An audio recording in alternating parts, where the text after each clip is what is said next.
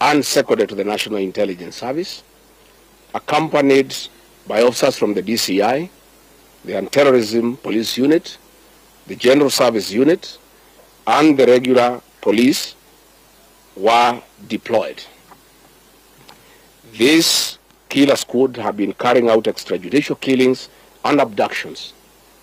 Yesterday, they were mobilized and cordoned off and blocked all exits from Gatanga constituency. This squad was armed to the teeth and hooded and with masks to conceal their identity because of the heinous acts they wanted to commit on us. This is despite that there are existing guidelines from the High Court that officers should be in uniform and not conceal their identity. At about 2:30 p.m., we received further intelligence from the deployed patriotic officers who are not in agreement with the information that they had clear instructions to plant arms and weapons in our convoy to provide evidence to arrest us and get evidence that they could charge us with in court. After about 30 minutes, the killer squad was joined by their counterparts who are highly trained in the use of biological weapons. Their instructions were to poison me through inhaled chemicals that would paralyze my brain within 3 months. This was the intent and the purpose of the whole operation. My team and I sought alternative routes as guided by the deployed security personnel, majority of whom are our supporters and opposed to what is going on. We have credible information that President Ruto has directed that my private security personnel be disarmed and be targeted for withdrawal of their licenses so that they can leave me vulnerable to allow room for goons to attack and possibly eliminate me. President William Ruto has expressed ungovernable anger that the state-sponsored goons are being overpowered by my private security personnel who are licensed gun holders.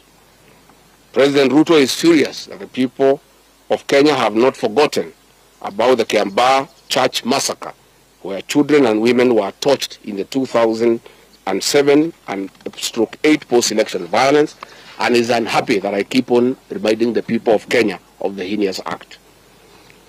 I want to say that although Kenyans forgive each other, they cannot forget this, and there is nothing the president can do about it.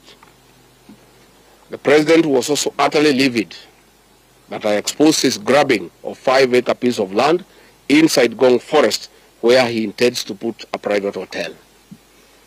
About my statement on post-election violence, this was a precautionary statement and not incitement.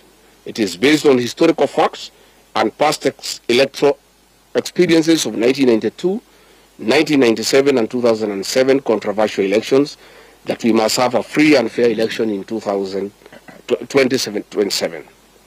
It is my civic duty as a leader to remind the IEBC, all agencies and institutions charged with election management, that they must deliver free, fair, verifiable and credible election. I have heard the CS Interior and other pretenders to the throne claim that they will not allow political violence. I urge them to walk the talk. Since November 2024, political violence of great magnitude has been meted on me, my family and my supporters. Not a single case has been prosecuted. For instance, on 28 November 2024, at a solemn funeral service in Limuru, Kiambu County, I was attacked by organized criminal gangs and a police escort. On 28 December 2024, in Shamata, Nyandarua, an inspector of police flanked by criminal gangs threw tear gas canisters at me. On 23rd March 2025, at ACK St. Peter's Cathedral in Nyeri, my convoy was attacked at a church compound by a non-criminal gang and a police escort. On 29th March 2025 in Naivasha town, we were attacked by the police. On 6th April 2025, at a church service in Mwik, PCA, hooded goons attacked us inside the church. We dismiss with contempt the loose talk by CS Interior that during the DCP party unveiling, where goons dared to cause chaos were fighting for handouts from us. These were state-sponsored but fortunately, they were overpowered by security personnel and supporters. The CS has given instructions that instead of arresting the said goons, they disarm my security personnel to give goons free access to me and my supporters in future occasions. Let it be known that our party, DCP, has organic support, and we do not pay supporters to attend our meetings the way the government is doing to people to attend their meetings. Finally, let me assure the planners of this violence that you will not stop the cause of the people of Kenya. The one-term movement and the DCP party popularity will not be stopped and will not be slowed down. The cause to liberate Kenya is not about Rigathi Gachagua.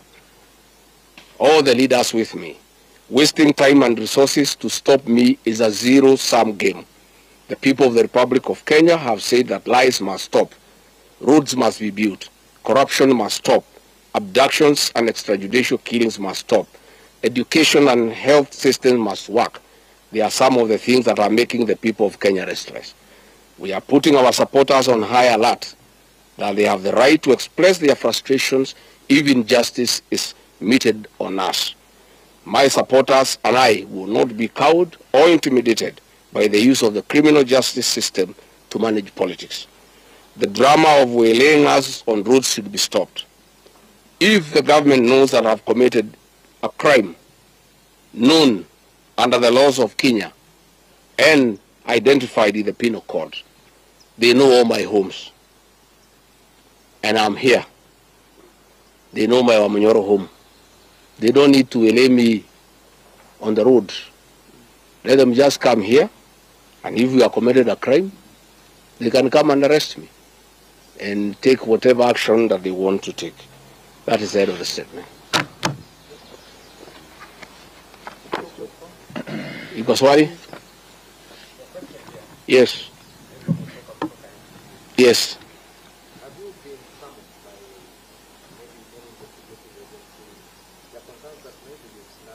I have not been summoned by anybody, and I'm waiting if there is any summon. What happened is that they wanted to plant weapons in my convoy, and they wanted to use chemicals so that they can paralyze our brain the way they did to Kenneth Matiba. And that is why we had to take an escape, an alternative route to get here. I would have wished they came here instead of wailing us on the road and using those dreaded criminals who are responsible for abductions and extrajudicial killings.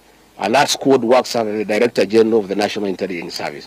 It's 101 officers who are recruited from the administration police, and they have been given special training by the National Intelligence Service, and they are responsible for the abductions and extrajudicial killings. And that is the squad that had been planned yesterday and mobilized so that they can incapacitate me and my people. Yes.